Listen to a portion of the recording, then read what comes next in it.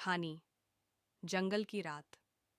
एक बार तीन दोस्त आरव, प्रिया और सूरज अपने शिक्षक श्रीमान शर्मा के साथ एक यात्रा पर जाने का निर्णय लेते हैं। उनका इरादा था कि वे बस से एक दूर के शहर में घूमने जाएंगे। उनका उत्साह काफ़ी था क्योंकि यह उनकी पहली यात्रा थी।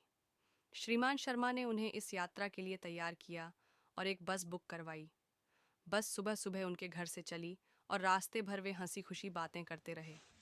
रास्ते में सुंदर पहाड़, खेत और छोटे छोटे गांवों को देखकर वे बहुत खुश थे। सब कुछ अच्छा चल रहा था, लेकिन शाम होते होते कुछ अनहोनी होने वाली थी। बस एक घने जंगल के पास से गुजर रही थी कि अचानक बस का इंजन बंद हो गया। चालू नहीं हो पाई। बस पूरी तरह से खराब हो चुकी थी। सूरज डरते हुए बोला, क्या अब हम यहीं फंस गए हैं?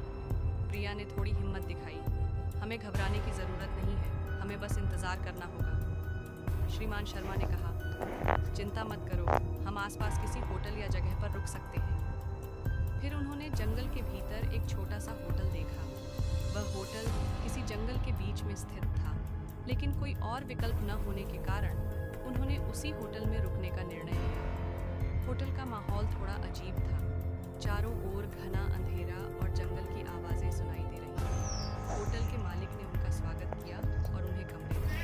होटल का अंदर का हिस्सा थोड़ा पुराना था, लेकिन फिर भी सभी ने इसे ठीक ठाक मान लिया। रात के खाने के बाद वे सब होटल के लिविंग रूम में बैठकर बातचीत करने लगे। श्रीमान शर्मा ने कहा, हमारे पास एक मौका है कि हम कल सुबह बस को ठीक करवाने के लिए किसी मदद को बुलवा सकें, लेकिन फिलहाल हमें यहाँ रात बितानी होगी। अंधेरे में होटल की खिड़कियों से बाहर जंगल की विचित्र आवाजें आ रही थीं। प्रिया और सूरज को थोड़ी घबराहट हो रही थी, लेकिन आरव ने कहा, यह सब बस जंगल की आवाजें हैं, हमें डरने की जरूरत नहीं है। सभी ने सोचा कि यह बस एक सामान्य रात है और जल्द ही वे सुबह अपनी यात्रा जारी रखेंगे। रात को सभी कमरे में गए और सोने की कोशिश की, लेकिन जंगल के अजीब शोरों ने उनकी नींद में खलल डाल दिया। हर किसी के मन में कुछ सवाल थे, लेकिन कोई भी कुछ कह नहीं रहा था।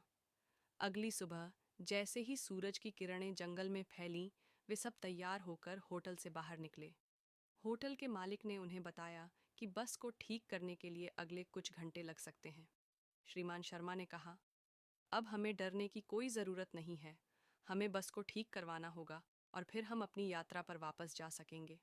उस दिन के बाद उन्होंने जंगल में घूमने का आनंद लिया और यह अनुभव उनके जीवन का एक यादगार पल बन गया। इस यात्रा ने उन्हें यह सिखाया कि कठिनाइयों का सामना हमें धैर्य और साहस से करना चाहिए। वे तीनों दोस्त और श्रीमान शर्मा यह जानते थे कि जिंदगी में कभी भी कुछ भी हो सकता है, लेकिन अगर साथ हो तो कोई भी मुश्किल आसान हो जाती है।